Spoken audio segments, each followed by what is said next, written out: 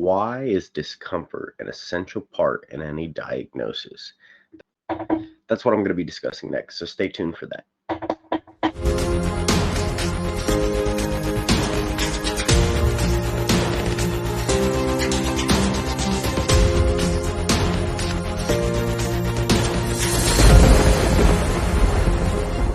Hey everyone, I'm Brian Easterday and welcome back to Eye of the Storm Astrology.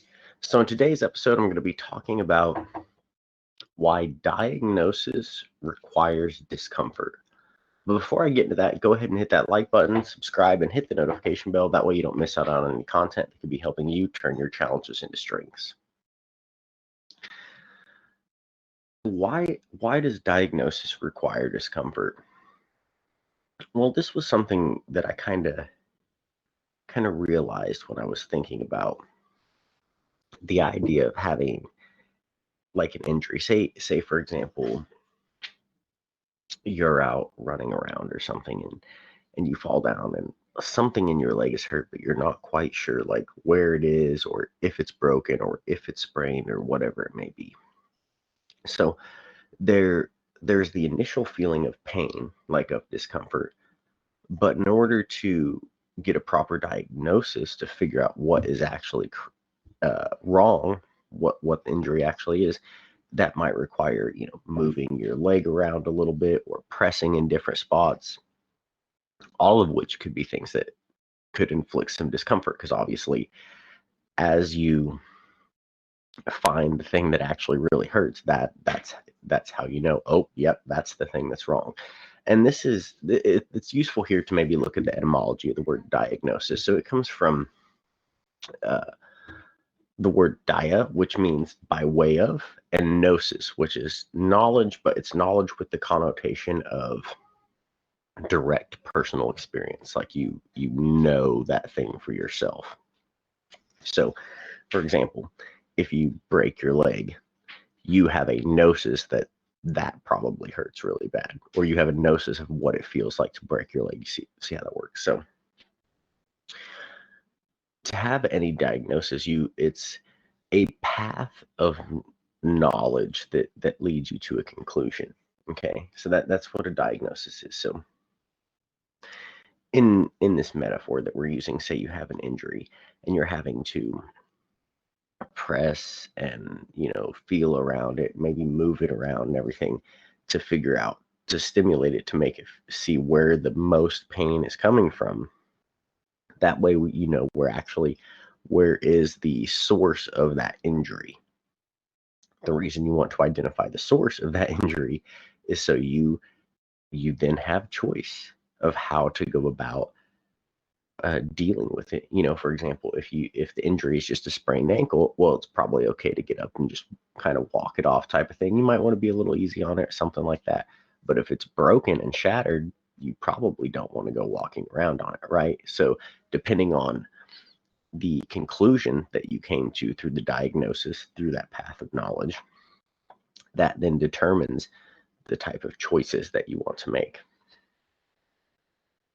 Now, when we think about this process here,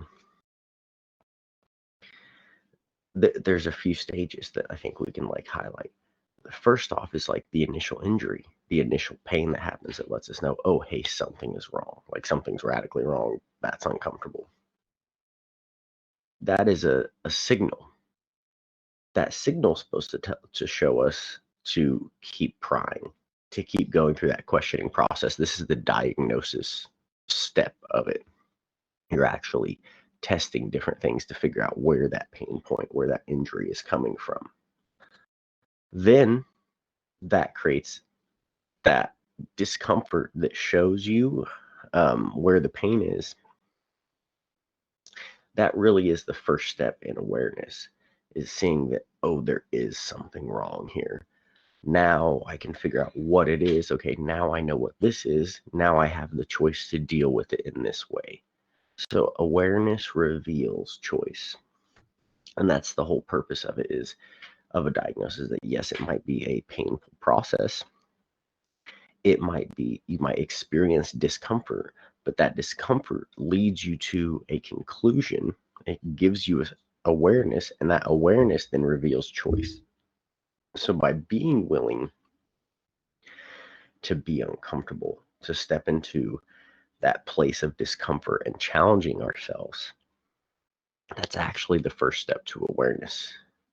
And by constantly being willing to put ourselves in a place of discomfort and to challenge ourselves, we're constantly putting ourselves in that place of like, okay, now I have awareness, and awareness reveals choice. So now I have the choice of how to improve myself, of how to, or of how to integrate better behaviors into my life. Now we can think about this not only like in the metaphor of like a actual physical injury, but this same process applies with emotional trauma and things as well. So much in the same way, a person who's going through emotional trauma, who's experiencing depression, post-traumatic stress disorder, um, bipolar, whatever mental illness it may be, the initial pain of that mental illness is there. It's obvious. Like when you're depressed, yeah, I'm depressed. I feel like shit. That's obvious. No one needs to tell you that. But that's where most people stop. It's like, oh, this is uncomfortable and I don't like this discomfort, so I'm going to do everything I can to avoid it, which is not the way you actually solve the problem. Imagine if you had an injury, right? Like, oh, I cut my arm and it's like bleeding profusely, but it hurts, so I'm not going to think about it. Well, if you don't think about it and it keeps bleeding, what's going to happen? Like you're going to bleed to death at some point. You have to address that injury, even if it's uncomfortable. The same thing with emotional trauma. We have to be able to address these things to see that, oh, this initial wound's here, but then we need to take it to the next step, which is the diagnosis. We have to push and we have to pry and move things around and test things and see that, oh yeah, that really hurts. Okay, well, why does that really hurt? And keep pushing in there. So every time you find a pain point, push it a little more and push it a little more and keep pushing into that discomfort, into that uncomfortable feeling, because as you push into that uncomfortable feeling, you will discover things. You will be able to come to conclusions because you're practicing giving yourself a diagnosis. You're finding a path through knowledge in which to come to conclusions. And then as you get those conclusions, that's the awareness, which then reveals choices that you have. So you can choose to say, hey, I'm going to acknowledge this trauma or this pain that I went through, but I can also choose to like move on past it, to process it, to find a healthier way to deal with it, whatever the case may be.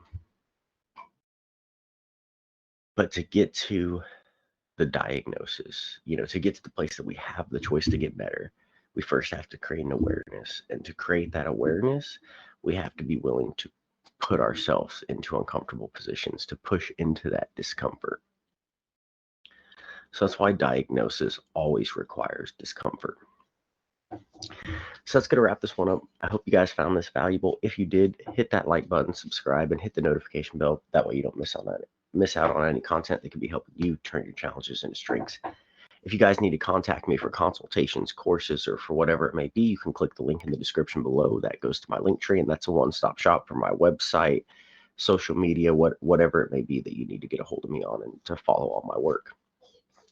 Thank you for tuning in, guys. And remember, by creating more awareness, we create more opportunities to be the best version of ourselves. I appreciate you guys' support, and I'll see you next time.